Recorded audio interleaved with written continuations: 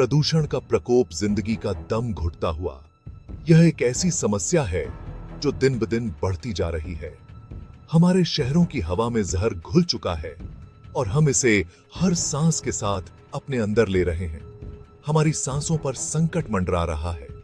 हर दिन लाखों लोग प्रदूषण के कारण बीमार हो रहे हैं। बच्चों और बुजुर्गों के लिए यह स्थिति और भी खतरनाक है। शहरों में प्रदूषण का स्तर खतरे के निशान से ऊपर है। वायु गुणवत्ता सूचकांक लगातार लाल निशान पर है, जो हमारे स्वास्थ्य के लिए बेहद हानिकारक है। गाड़ियों से निकलता धुआं, फैक्ट्रियों से निकलती गंदगी, यह सब हमारी सेहत को बर्बाद कर रहा है। हर दिन हम इस जहरीली हवा में जीने को मजबूर हैं।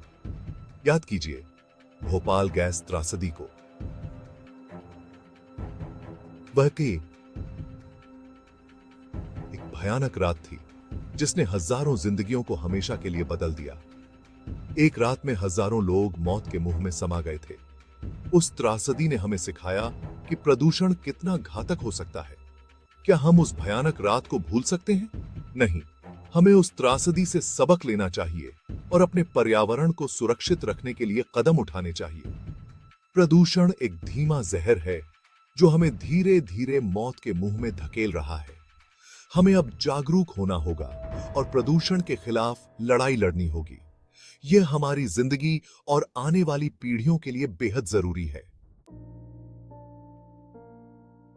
जंगलों का विनाश, प्रकृति का खोता हुआ संतुलन।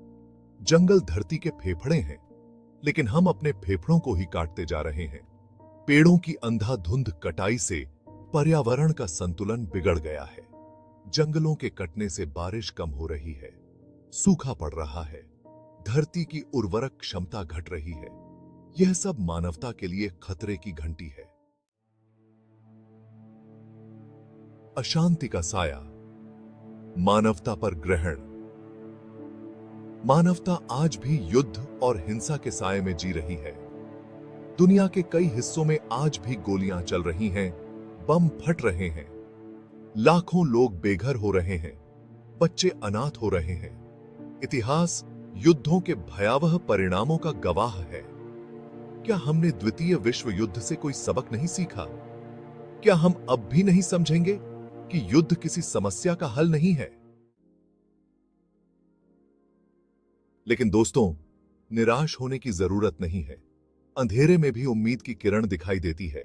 मानवता का दूसरा पहलू भी है जो करुणा, प्रेम और सेवा से भरा है। ऐसे अनगिनत लोग हैं जो बिना किसी स्वार्थ के दूसरों की सेवा में लगे हैं। वे बिना किसी स्वार्थ के मानवता की सेवा को अपना धर्म मानते हैं। यही लोग हैं जो हमें भरोसा दिलाते हैं कि दुनिया अभी भी खत्म नहीं हुई है। सेवा के सिपाही, मानवता के सच्चे नायक। मदर टेरेसा ने अपनी पूरी जिंदगी गरीबों और लाचारों की सेवा में लगा दी।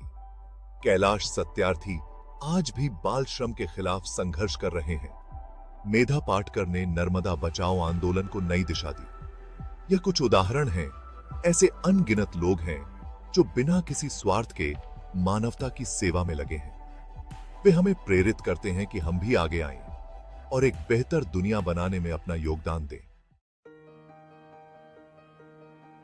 विज्ञान और कला प्रगति के दो पहिए। विज्ञान और कला मानव सभ्यता के दो पहिए हैं। विज्ञान ने हमें तरक्की के नए रास्ते दिखाए हैं।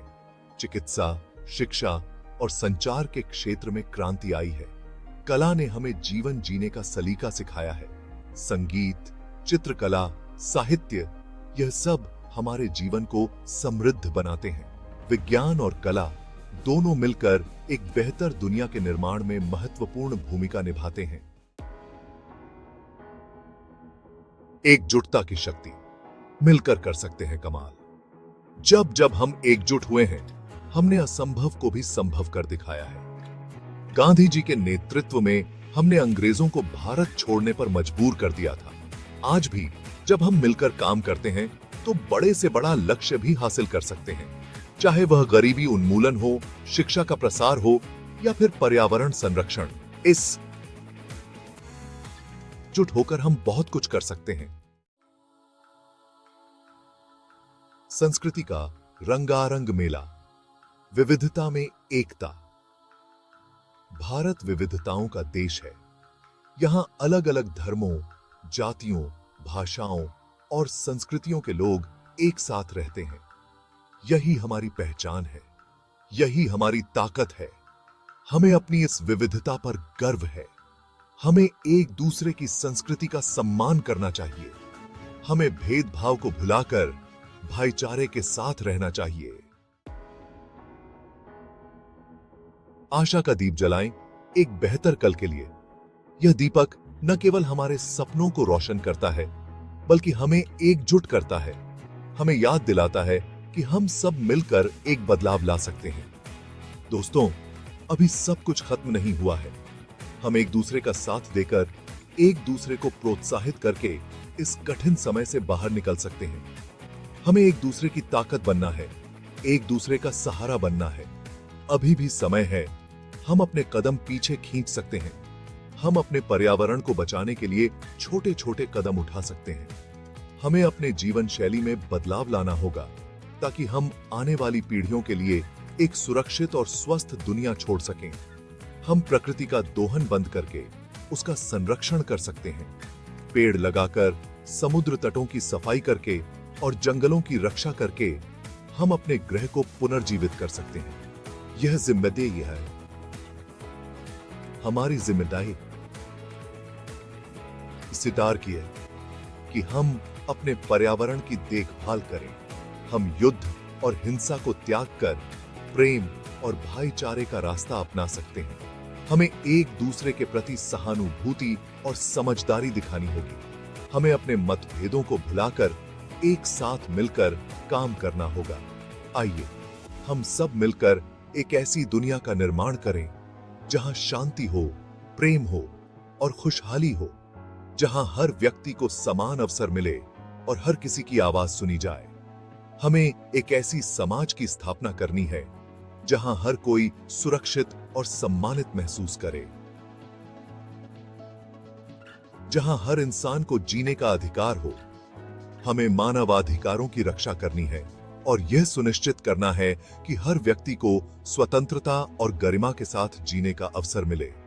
हमें एक ऐसी दुनिया बनानी है जहां हर किसी को अपनी पहचान और संस्कृति का सम्मान मिले, जहां हर बच्चे का भविष्य उज्जवल हो।